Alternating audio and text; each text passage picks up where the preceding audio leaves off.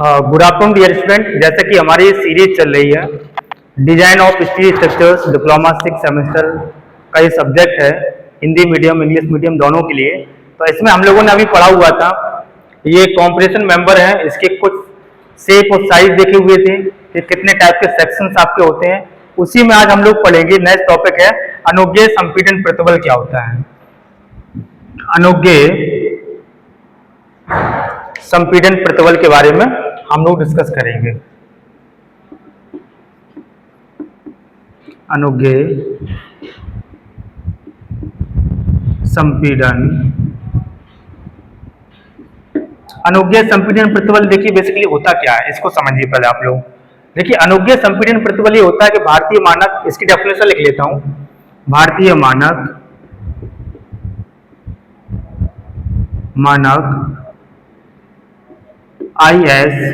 IS code इसका होता है 800 के अनुसार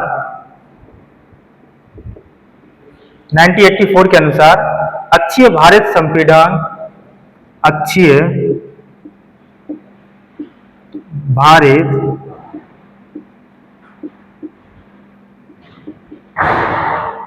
भारित संपीड़ांक उपांगों में उसके कुल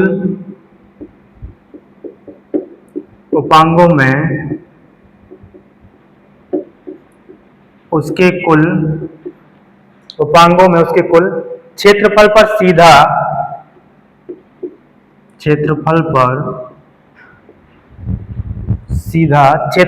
सीधा संपीड़न प्रतिबल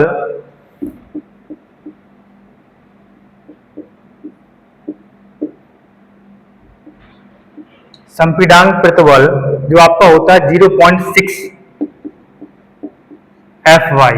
कितना होता है? 0.6 Fy तथा निम्न सूत्र। तो इतने से हम लोग लेते हैं। अब इसका जो देखिए इसमें क्या है, अनुज्ञेय संपीड़न प्रतिबल भारतीय मानक आईएस कोड 800-1984 के अनुसार अक्षीय भारित संपीड़ांक उपांगों में उसके कुल क्षेत्रफल पर सीधा संपीड़ांक प्रतिबल जो डायरेक्टली स्ट्रेस जो आपका होता है कॉम्प्रेसिव स्ट्रेस 0.6 Fy तक लिया जाता है आपका। देखिए बहुत सारे कॉम्प्रेशन मेंबर आपके होते हैं, आपने देखा होगा स्टील स्ट्रक्चर्स में। तो इसमें जो भी हम स्ट्रेस लेंगे कॉम्प्रेसिव स्ट्रेस वो हम प्रॉपर रूप से 0.6 Fy के इक्वल में लेंगे। तो अब इसको हम लोग किससे नोट करते हैं? अनुज्ञेय संपीड़ांक प्रतिबल। इसका जो फॉर्मूला होता है अनुज्ञेय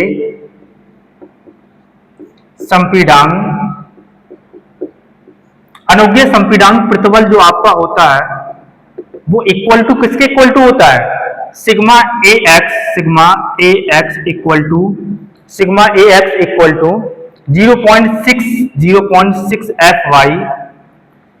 Fy। और इसमें क्या लेते हैं हम लोग? इसके इक्वल टू हम लोग इसमें प्रति मान के चलते हैं। ठीक है, तो ये चीजें सारी आपके इसमें होती हैं। अब इसमें सिग्मा Fy और सिग्मा FCC इसको हम लोग और लिख लेंगे, sigma FCC into sigma Fx upon equal to sigma FCC की पावर n प्लस Fy की पावर m। इन चीजों को भी हम लोग कहीं ना कहीं वहां पर डिनोट करते हैं। यहां पर विजिबल है आपको? ठीक है, ये चीजें आपकी विजिबल है। तो यहां से यहां तक हम लोग इन चीजों को देखते हैं प्रॉपर रूप से।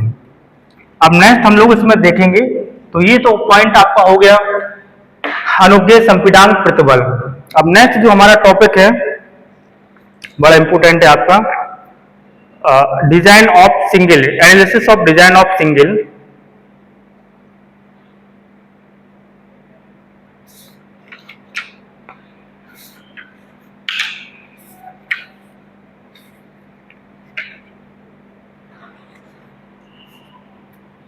कि जो भी आपका पॉइंट्स आता है, देखिए इसको नेक्स्ट हम लोग देखेंगे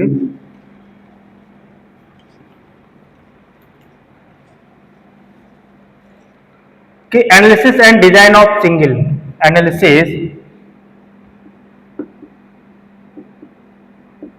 analysis of design and single single क्या होती है आपकी, सिंगल प्लेट कह सकते हैं, सिंगल कॉम्प्रेशन मेंबर कह सकते हैं। किसी संपीडांक स्तंभ भार क्षमता, किसी, इसकी डेफिनेशन लिख लेता हूं, किसी संपीडांक भार क्षमता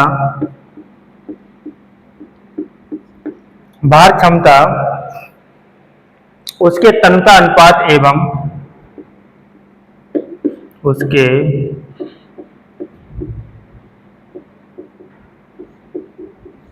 तन्यता अनुपात एवं अनुप्रस्थ काट क्षेत्रफल पर निर्भर करती है। अनुप्रस्थ काट क्षेत्रफल पर निर्भर करती है। तो यही आपका क्या होता है, analysis of design of single. तो इसमें क्या होता है, किसी संपीडांक भार क्षमता उसके तन्यता अनुपात जो स्लेंडरनेस रेशियो होता है उसके ऊपर डिपेंडेंट करती है। अब भारतीय मानक संस्थान जो आपका भारतीय IS कोड होता है, इंडियन स्टैंडर्ड कोड होता है, संपीडांकों के अवकल्पन हेतु विशिष्टियां निर्धारित की गई हैं। अब इसमें कौन कौन सी विशिष्टियां होती हैं कि जब भी हम लोग कोई डिजाइनिंग करेंगे तो उन डिजाइनिंग के लिए कौन कौन सी स्टेप्स हमको फॉलो करने होंगे। तो उन स्टेप्स में पहला होता है संपीडांक स्तंभ, तन्यता अनुपात, इसका स्ट्रक्चर्स किस तरीके से देखना होगा, इन सारी चीजों को हम लोगों को वहां पर प्रॉपर रूप से देखना होगा। अब इसी के बाद हमारा होता है column, axial loading column, introduction to axial loading column. तो कॉलम में भी हम लोग ये चीजें देख सकते हैं, axial loading to column, axially loading to column. अब देखिए कॉलम आप लोगों ने देखा होगा कि कॉलम में जब भी हम लोग कोई बनाएंगे, जैसे सिंगल हमारे पास एक कॉलम है, इस कॉलम को देखिए, ठीक है, इस कॉलम में हमारे पास एक लोड जो आपका आ रहा है, सेंट्रॉइड लोड आ रहा है, सेंटर जिसको हम लोग बोलेंगे, और एक इसेंट्रिक लोड भी आपका आ रहा है, एक P है आपका और एक P आपका P1 P2, इस टाइप से लोड आ रहा है। तो जब भी आपका कोई कॉलम होता है, कॉलम बकलिंग की सिचुएशंस में कब आ सकता है, देखिए कॉलम बकलिंग की सिचुएशन में कब आएगा कि जो भी आपका इसमें कंक्रीट बना हुआ है, जो भी कंक्रीट स्ट्रक्चर्स है आपका, इसमें कंक्रीट आपकी बहुत लो लेवल की भरी हुई है, या फिर आप लोगों ने जो भी इसमें प्री स्ट्रेसेस डेवलप किया हुआ है, देखिए प्री स्ट्रेसेस डेवलप भी होते हैं आपके, तो बहुत सारे प्री स्ट्रेसेस डेवलप जब अच्छे से नहीं हो पाते हैं आपके, तो उसमें क्या होता है, कॉलम आपका ऑब्वियसली सी फेलियर हो जाता है। अब इसमें एक चीज और, लोड का कोई इसेंट्रिक नहीं होती है, लोड का कोई इसेंट्रिसिटी नहीं होती है। अब इसमें इसेंट्रिसिटी क्या होगी आपकी, इसेंट्रिक लोड, इसेंट्रिसिटी इन बीच की डिस्टेंस जो आपकी होगी, लोड में अगर इसेंट्रिसिटी आपकी हो जाएगी, जैसे सपोज दैट ये डिस्टेंस है आपकी, इसी को हम लोग बोलेंगे इसेंट्रिसिटी या उत्केंद्रिता, हिंदी में बोलते हैं हम लोग। लोड स्तंभ के केंद्र से होकर गुजरता है, और जो भी होता है कि स्तंभ के केंद्र से होकर ही गुजरता है। जितना भी आपका लोड डेवलप होगा वो प्रॉपर रूप से इस केंद्र पे आना चाहिए। समझाने के लिए मैं आपको ये समझा दूं कि हमारे पास एक डस्टर है, इस डस्टर के ऊपर अगर बीच में लोड आएगा आपका तो बेटर रहेगा, आपका अच्छा चलेगा आपका, ठीक है, फेल नहीं होगा जल्दी। अभी यही लोड आपका साइडों में आ जाएगा, इधर उधर आ जाएगा, तो क्या होगा, ये बहुत जल्दी बकल कर जाएगा आपका, बहुत जल्दी फेल हो जाएगा आपका। इसलिए इस पर केवल सेंट्रॉइड लोड ही आना चाहिए। नेक्स्ट, स्तंभ में केवल संपीडांक त्वरण उत्पन्न होता है। अब इसके अंदर संपीडांक या त्वरण उत्पन्न ही होता है, इसके अलावा इसके ऊपर कोई भी लोड आपका नहीं इफेक्ट करेगा। अब एक्सियल लोड की हम बात करेंगे, ठीक है, तो हो गया आपका। अब एक्सियल सिर्फ एक्सियली लोड, एक्सियली लोड की बात करेंगे तो उसमें क्या होगा, एक्सियली लोड वह भार है जो स्तंभ की लंबाई के समांतर कार्य करता है। एक्सियल लोड यही होता है कि जो भी इसकी डिस्टेंस आपकी होगी, जैसे कॉलम की डिस्टेंस आपकी लंबाई है, ये आपकी लंबाई है, इसके समानांतर कार्य करता है। इस लंबाई के अनुसार ही हम लोग लोड लगाएंगे। पता चले कि लंबाई इसकी 10 मीटर तक है और इसके हिसाब से तो लोड हमको लगाना पड़ेगा ना, लंबाई जितनी कम रहेगी उसके हिसाब से लोड हमको डेवलप करना पड़ेगा, तो ये चीजें हमको ध्यान देनी होगी। नेक्स्ट है आपका स्तंभ को दबाने का प्रयास, स्तंभ को दबाने का प्रयास करता है। स्तंभ अपने आप को दबाने का मतलब कॉम्प्रेस होने की सिचुएशन से मतलब ही कोशिश करता है। तो ये चीजें भी आपकी बड़ी इंपॉर्टेंट है, एक कॉलम में जब आप लोग पढ़ेंगे तो उसमें सारी चीजें आप लोगों को देखना पड़ेगा। ठीक है, नेक्स्ट हमारे पास नेक्स्ट टॉपिक होता है, ये टॉपिक क्लियर है आपका, इंट्रोडक्शन टू लेसिंग एंड बैटनिंग क्या होती है। इसको साफ कर दूं।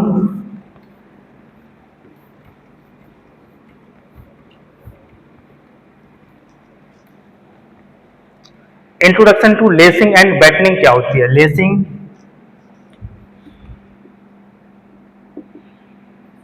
लेसिंग एंड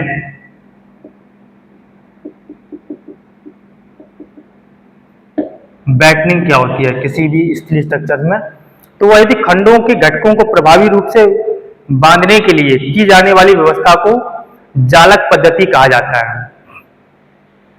देखिए इसमें क्या होता है, एक जालक पद्धति होती है आपकी। जालक पद्धति ऐसे कह सकते हैं कि जब भी कोई कॉलम आपका होता है उसमें स्टील का प्रोवाइडेड करते हैं, या उसको बांधने की व्यवस्था कह सकते हैं हम लोग।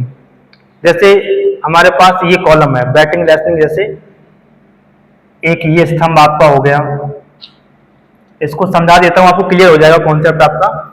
एक ये हो गया आपका, ठीक है ना। अब इसको हम लोगों ने यहाँ पर बांधने की कोशिश की हुई है। बांधने का मतलब क्या, तो इसमें एक पॉइंट हमारे पास ये पॉइंट मिल गया, तो हम लोग क्या करेंगे, एक पॉइंट यहाँ पर ले जाएंगे, और इसके बाद हम लोग पॉइंट एक यहाँ ले जाएंगे, फिर एक पॉइंट यहाँ ले जाएंगे। इसी को हम डबल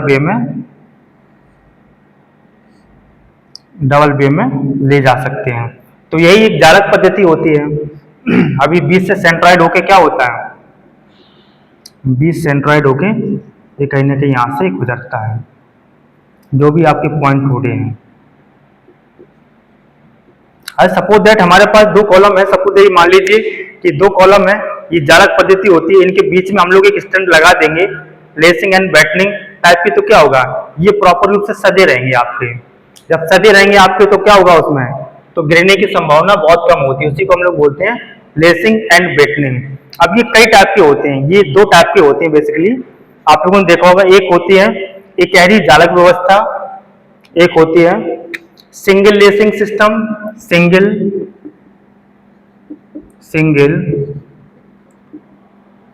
लेसिंग सिस्टम, और एक सेकंड होती है आपकी double lacing system, double lacing system. ये दो टाइप के होते हैं। सिंगल को हम लोग बोलते हैं इकहरी जालक व्यवस्था, इकहरी जालक व्यवस्था, और इसको हम लोग क्या बोलते हैं, दोहरी जालक व्यवस्था, दोहरी जालक व्यवस्था। ये दो टाइप के हम लोगों को देखने को मिलती हैं। इसी टाइप से हम लोगों को वहां पर लगानी भी होती है। तो ये पूरा का पूरा प्रोसेस जो आपका था, प्रोसीजर था, इन्हीं चीजों हमको देखना पड़ता है। इसके बाद इसमें क्या होता है कि जाता इस पद्धति को स्तंभ के घटकों को जालक छड़ों द्वारा एक दूसरे से साथ बांधा जाता है। अब इसमें जो भी आपकी छड़ें होंगी, स्टील की जो रॉडें आपकी होंगी, इनको एक दूसरे के साथ क्या कहते हैं हम लोग, बांध देते हैं। तो जब बांध देंगे तो कॉलम क्या होगा आपका, स्थिर रहता है।